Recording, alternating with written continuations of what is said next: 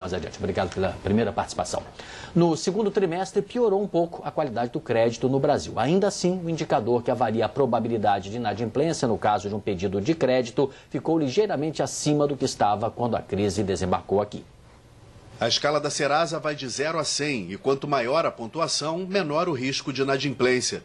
De acordo com o levantamento, a qualidade do crédito ao consumidor brasileiro atingiu 78,9 pontos no segundo trimestre, levemente abaixo do resultado dos 3 primeiros meses do ano, que foi de 79 pontos.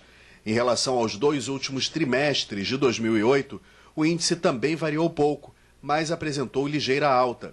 Para a Serasa, a pesquisa mostra que o indicador passou ileso pela crise, mas observando um período mais longo, houve um aumento do endividamento das famílias nos últimos 2 anos, agravado pela elevação do IOF e da taxa básica de juros. Os consumidores que ganham até R$ 500 e que moram na região Nordeste são os mais endividados.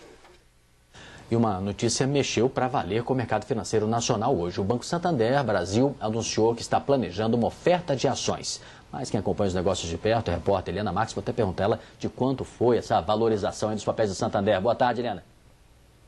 Boa tarde, Sidney. Boa tarde a todos. As ações ordinárias do Santander chegaram a se valorizar um pouco acima de 30% hoje, mas neste momento esses ganhos são menores, ainda assim bem relevantes, estão em torno de 25%. No entanto, os papéis do Santander não são negociados dentro do índice Bovespa, o principal índice de ações da Bolsa de Valores de São Paulo, a Bovespa. O Ibovespa oscila desde cedo e neste momento tem queda de 0,80%, está com 52.729 pontos e já movimentou 2.694 bilhões de reais, Sidney. Helena, deixa eu fazer para você uma outra pergunta aí de momento. Houve alguma reação aí nos juros a partir dessa fala de Ben Bernanke, não? Olha, Sidney, os juros futuros mais curtos, que são aqueles que vencem em janeiro de 2010, estão em queda desde cedo e há pouco acentuaram um pouco esse ritmo de baixa. Nesse momento, eles recuam 0,46%, estão estimados, portanto, em 8,61% ao ano. Já os juros mais longos, que vencem em janeiro de 2011, também ficaram boa parte da manhã em queda, mas agora estão estáveis, estimados em 9,66% ao ano. Voltando um pouco aos juros mais curtos, o que se observa é que os investidores esperam mesmo mais um corte na reunião do Copom a ser anunciado amanhã e há aqueles ousados que até aguardam um corte mais agressivo em torno de 0,75 ponto percentual, Sidney. Isso é fato. Tem muita gente transitando entre 0,50, 0,75, né? Pouco o nosso entrevistado aqui já cravou 0,50, mas não surpreenderia se fosse 75. Agora, e o dólar, que voltou aí aquela cotação do fim de setembro, como é que está a cotação agora? Pois é, depois de ter voltado a cotação do final de setembro, começou o pregão em queda, seria o 7º pregão em queda, mas também passou a oscilar. Nesse momento, o dólar sobe 0,37% e está cotado a R$ 1,910. Para alguns economistas, tem a ver, sim, com o discurso do presidente do Banco Central americano, Ben Bernanke, já que há uma fuga, digamos assim, para os títulos do governo americano. Aqueles de longo prazo, 5, 10, 30 anos. Esses registram uma queda bem forte na rentabilidade, o que demonstra que os investidores estão indo para lá e, segundo esses analistas de mercado, isso justificaria essa leve alta do dólar aqui no Brasil e também em relação a outras moedas, portanto, interrompendo aquela sequência de quedas que a gente viu aí nos últimos dias, Sidney. Certo, obrigado. Bom trabalho.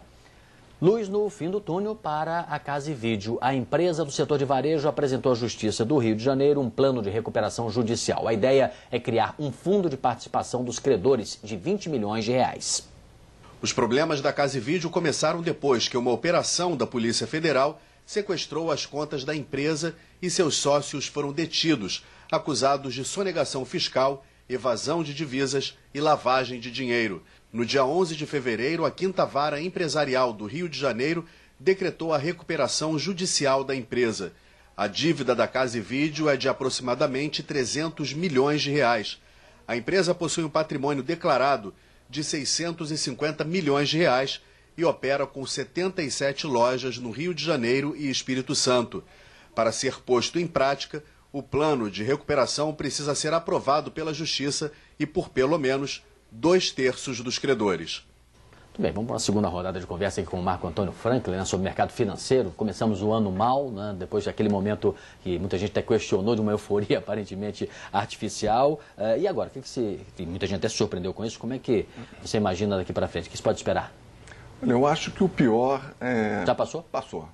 Passou, falando em termos de mercado, provavelmente o S&P 500, que é o índice mais amplo lá da Bolsa Americana, fez o seu low em março desse ano. Tá? Provavelmente as bolsas emergentes, China, Brasil, fizeram o seu low já em 2008. E passou porque a gente começa a ver alguns sinais importantes de melhora na economia.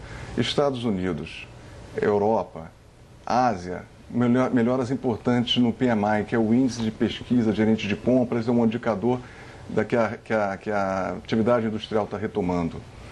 Nos Estados Unidos, especificamente, o pedido de auxílio-desemprego também reduziu o ritmo de pedidos de auxílio-desemprego. É um sinal coincidente também de que a economia pode estar melhorando. A China, que ninguém acreditava que fosse crescer 8%, né? Há bem pouco tempo atrás a projeção era 6,5%, enquanto que a meta oficial era 8% de crescimento, está entregando 8% de crescimento já no segundo trimestre. Então, tudo parece mostrar que o mercado vai melhorar, quer dizer, que o pior já passou. E o mercado, por outro lado, estava muito cético em relação a essa retomada da atividade econômica.